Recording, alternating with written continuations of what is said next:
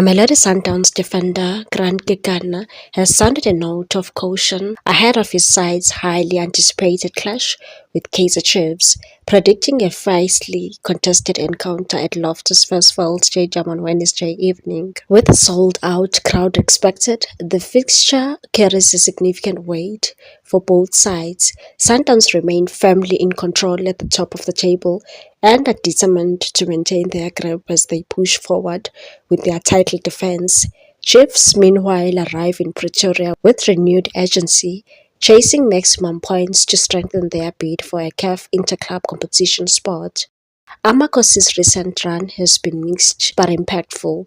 They managed to frustrate rivals Orlando Pirates with a 1-1 draw, effectively denting their title ambitions before suffering a 2-0 defeat to Siwelele FC in Bloemfontein. Despite that setback, Chiefs have shown notable improvement in the second half of the season, making them a dangerous opponent.